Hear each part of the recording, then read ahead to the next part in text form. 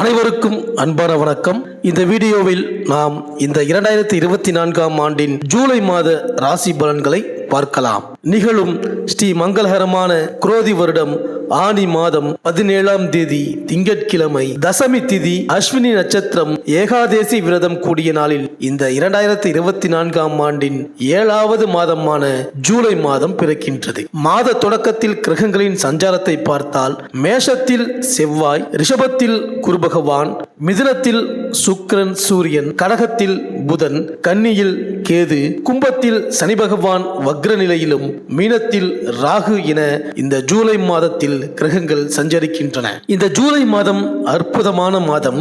ஆனி மாதமும் ஆடியும் இணைந்த மாதம் இந்த ஜூலை மாதம். சூரியன் மிதுனம் மற்றும் கடகராசியில் பயணம் செய்வார். இந்த ஜூலை மாத தொடக்கத்தில் சனி பகவான் வக்ர நிலையில் தனது ஆட்சி வீடான கும்பராசியில் சஞ்சரிக்கின்றார். இதுவரை ஒவ்வொரு ராசிக்காரருக்கும் நடந்த பலன்கள் மாற்றமடையும். சனி எந்த திசையில் செல்கிறார், உங்கள் ராசிக்கு எத்தனையாவது இடத்தில் இருக்கின்றார் என்பதை வைத்து உங்களின் வாழ்க்கை மேலே போகப் போகின்றதா, கீழே விழப்போகின்றதா என்று இந்த ஜூலை மாத ராசி பலன்களை பார்க்கலாம். சனியின் மூலம் வாழ்ந்தவர்களும் உண்டு, வீழ்ந்தவர்களும் உண்டு. இந்த சனிதான் இப்பொழுது வக்ரமாக இருக்கின்றார். இந்த வக்ர பயிற்சி என்பது அவ்வப்போது சனி பகவான் முன்னும் பின்னும் நகர்ந்து பலன்களை மாற்றுவார். தற்போது கும்பத்தில் சனி பகவான் பின்னோக்கி சதய நட்சத்திரத்தில் செல்கின்றார். மேலும் ஜூலை 17ஆம் தேதி சுக்கிரன் கடகராசிக்கு பயிற்சி ஆகின்றார். ஜூலை 11ஆம் தேதி செவ்வாய் மேஷ ராசியிலிருந்து ரிஷபராசிக்கு பயிற்சி ஆகின்றார். மேலும் ஜூலை 17ஆம் தேதி முதல் தமிழ் மாதமான ஆடி மாதம் பிறக்கின்றது. இந்த ஆடி மாதம் தட்சிணாயனம் ஆரம்பமாகும் மாதம். இந்த புண்ணிய காலகட்டங்களில் புனித நதிகளில் நீராடுவது மிகவும் விசேஷம். ஆடி மாதம் முழுவதும் கிராமப்புறத்தில் காவல் தெய்வமாக விளங்கும் மாரியம்மன், ஐயனாரப்பன், மதுரை வீரன், மாடசாமி, கருப்பண்ணசாமி போன்ற கிராம தேவதைகளுக்கு பூஜைகளும் விழாக்களும் நடைபெறும். ஆடி மாதத்தில் சிவனின் சக்தியை விட பார்வதியின் சக்தி அதிகமாக இருக்கும். தமிழ் மாதங்களில் ஆடி மாதத்தில் தான் அதிகபட்ச அளவிற்கு அம்மன் கோவில்களில் திருவிழா நடக்கின்றது. எனவே ஆடி மாதத்திற்கு அம்மன் பக்தர்களிடம் தனி மரியாதை உண்டு. ஆடி அமாவாசை என்று மறைந்த முன்னோர்களுக்கு பிதுர் கடமைகளை செய்தால் ஆண்டு முழுவதும் பித்ருகளுக்கு, அதாவது நம் முன்னோர்களுக்கு கடன் கொடுத்த பலன் கிடைக்கும். இந்த கிரகங்களின் சஞ்சாரம் மற்றும் மாற்றம் மற்றும் இந்த சனி பகவானின் வக்ர நிலை காரணமாக இந்த ஜூலை மாதம் உங்கள் ராசிக்கு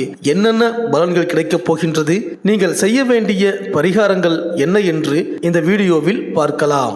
சந்திரனை ராசி அதிபதியாக கொண்ட கடகராசி அன்பர்களே, இந்த 2024ஆம் ஆண்டின் ஜூலை மாத கிரக நிலைகளை ஆராய்ந்து பார்க்கும் பொழுது மாத தொடக்கத்தில் கும்பராசியில் சனி பகவான் வக்ரம் பெற்று சஞ்சரிக்கின்றார். உங்கள் ராசிக்கு 7, 8 ஆகிடங்களுக்கு அதிபதியானவர் சனி. அவர் வக்ரம் பெற்று சஞ்சரிக்கும் இந்த நேரத்தில் குடும்பத்தில் குழப்பங்கள் அதிகரிக்கும். கொள்கை பிடிப்போடு செயல்பட இயலாது. கடுமையாக முயற்சித்தும் ஒரு சில காரியங்கள் கடைசி நேரத்தில் கைகூடாமல் போகலாம். அதே நேரத்தில் அஷ்டமாதிபதியாகவும் சனி பகவான் விளங்குவதால் அதற்குரிய வக்ர காலத்தில் தடைபட்டு வந்த சில காரியங்கள் துரிதமாக நடைபெறும். சனியின் வழிபாடு சந்தோஷத்தை வழங்கும். மேலும் மாத தொடக்கத்தில் உங்கள் ராசியில் புதன் சஞ்சரிக்கின்றார். உங்கள் ராசிக்கு 3, 12 ஆகிடங்களுக்கு அதிபதியானவர் விரயஸ்தானத்திற்கு அதிபதியான புதன் உங்கள் ராசிக்கு வரும் இந்த வேளையில் அனைத்து காரியங்களிலும் விரயங்கள் அதிகரிக்கும். நினைத்தது நிறைவேறுவதில் தாமதம் ஏற்படும். உத்தியோகத்தில் நீண்ட தூரத்திற்கான மாறுதல்கள் கிடைக்கும். கணவன் மனைவிக்குள் ஒருவரை ஒருவர் புரிந்து கொண்டு செயல்படுவது நல்லது. மாமன் மைத்துனர் வழியில் ஏற்படும் மங்கள நிகழ்ச்சிகளை முன்னின்று நடத்துவீர்கள். வெளிநாடு செல்வதில் இருந்த தடை அகலும். மேலும் ஜூலை 7ஆம் தேதி உங்கள் ராசிக்கு சுக்கிரன் வருகிறார். உங்கள் ராசிக்கு சுக லாபாதிபதியான அவர் உங்கள் ராசிக்கே வருவது நன்மைதான் என்றாலும் அஷ்டமத்து சனியின் ஆதிக்கம் அல்லவா நடைபெற்றுக் கொண்டிருக்கின்றது.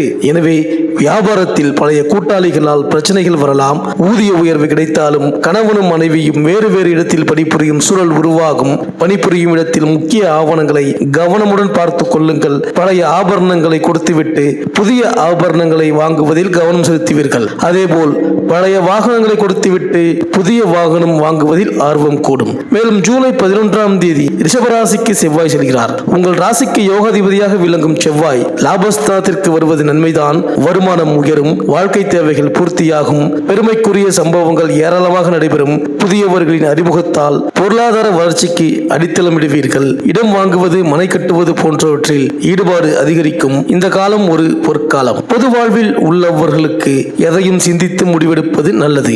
வியாபாரம், தொழில் செய்பவர்களுக்கு கூட்டாளிகளால் கவலை ஏற்படும். உத்தியோகத்தில் உள்ளவர்களுக்கு மாற்றங்களும் ஏற்றங்களும் வரலாம். கலைஞர்களுக்கு எதிர்பார்ப்புகள் தாமதப்படும். மாணவ மாணவிகளுக்கு மறதி அதிகரிக்கும். பெண்களுக்கு கரைந்த சேமிப்புகளை ஈடுகட்ட புதிய வழி பிறக்கும். மேலும் குரு பகவான் உங்கள் ராசிக்கு 11ஆம் இடமான லாபஸ்தானத்தில் இந்த மாதம் முழுவதும் சஞ்சரிக்கின்றார். ஆகாயமே சுருங்கினாலும் உங்களின் மன ஓட்டம், கனவுகள், லட்சியங்கள் சுருங்காது. வாய்மையே வெல்லும் என்ற மந்திரம் உங்களுக்கு 100% பொருந்தும்.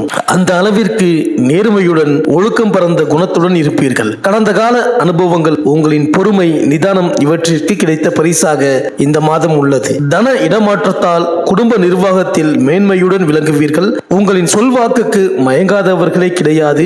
சாமுத்திரிகா லட்சணப்படி யாரை எங்கே வைப்பது, எப்படி வைப்பது என்று அணுவாக ஆராய்ந்து அலசி பார்த்த பின்பே எந்த ஒரு முடிவையும் எடுத்து வருவீர்கள். கடல் அலைகள் ஓயாதது போல் உங்களின் செயல்பாடுகள் இயங்கிக் கொண்டே இருக்கும். காற்றுள்ள போதே தூற்றிக்கொள் என்ற முதுமொழிக்கு ஏற்ப சமயோஜிதமாய் காரியங்களை சாதித்து குடும்ப கௌரவத்தை வளர்த்து கொண்டே இருப்பீர்கள். உங்களின் வளர்ச்சி அடுத்தவர்கள் அறியாவண்ணம் இருக்கும். சகோதரர் வழியில் விட்டு கொடுத்து அவர்களின் அன்பை பெறுவீர்கள். தாயாரின் அரவணைப்பு, ஆலோசனைகள் மூலம் மேலும் சிறந்த பலன்களை அடைவீர்கள். லட்சுமி ஸ்தானம், திரிகோண பாவம், பூர்வ புண்ணிய பாவத்தை பாக்கியாதிபதியாக இயற்கை சுபர் லாபஸ்தானத்தில் அமர்ந்து பஞ்சம பாவத்தை பார்வையிட்டு சுப பலன்களை அளிப்பார். மூதாதையர் மூலம் கிடைக்க வேண்டிய ஆதாயம் கிடைக்க பெறுவீர்கள். பிள்ளைகளுக்கு தேவையான அனைத்து எதிர்கால முன்னேற்ற பாதைகளுக்கு வழிவகைத்து செய்து கொடுப்பீர்கள். திருமண தடைகள் அகன்று திருமணம் நடைபெறும். கணவன் மனைவி உறவு நல்லிணக்கம் ஏற்படும்.